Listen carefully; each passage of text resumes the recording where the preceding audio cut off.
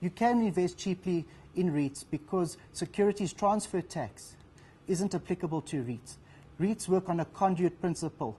The name Real Estate Investment Trust is a bit of a misnomer because it's a taxation classification with benefits to the investor, but it actually works on a flow-through principle whereby you as an investor in a REIT are recipient of that rental income, and that which is fully taxed. But for the REIT itself, part of the benefits of being a REIT is that you are capital gains tax free. So when you sell a property, you don't pay capital gains tax. And for listed REITs that have a lot of churn in their portfolio, it's very beneficial because you avoid quite a big tax leakage in the form of capital gains tax, which becomes quite sizable in property. There are a number of ETFs out there, yes. There are some tracker funds as well that do focus on REITs. But I'm sure as there's more liquidity and more entrance into the market, that will grow in time to come. There are REITs out there with A and B structures, and those structures depend on the investor's requirements. So generally, the participant in an A structure would be someone who's looking for a kind of a low return, but certainty over the return. So they almost have a guaranteed return, which is preferable for certain investors who want certainty over their income. And for those investors who want a little bit of, who have the capacity to take a bit of risk on and have an appetite for, a longer term investment and growth, the B is probably a lot more attractive. And that's where you'll see, in terms of the liquidity for the A's and the B's, where the preference lies from an investment point of view.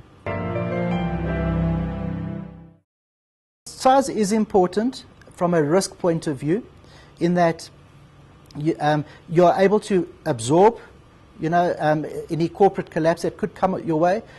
Tenant, concentration risk is minimized.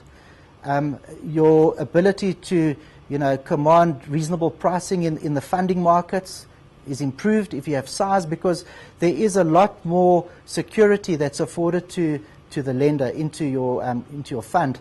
So size is important from a diversification risk point of view.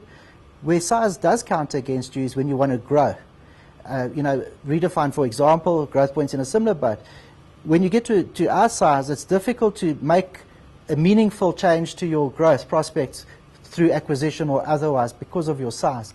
So that does actually count against you. But just by way of example, the corporate collapse now of Ellerins, for example, well publicized. But the larger funds obviously will be able to easily absorb that knock, whereas smaller funds who have large exposures to such tenants have a greater risk. Investors need to look across the spectrum because each REIT has an element of differentiation. The larger ones have some international diversification in there, so there's a bit of geographic diversification, which is nice. It does come with the consequences of being large. You are, as I said earlier, probably not going to see massive growth off the current base, but there is certainty there. And then you have also specialist retail funds like Hyprop and others, which, if as an investor, if you particularly like, the retail story and you think there's still some growth, and people might say that at this point in time is not, they can actually venture into that aspect of retail. But for the general investor out there, by maybe taking, a spread, you can expose yourself to a diversification strategy in terms of different elements of the real estate industry without exposing yourself unduly to one, sector. Offices, for example, are under pressure, as we know. Industrial is reasonable, and retail seems to still be resilient despite the pressure on the consumer at the moment.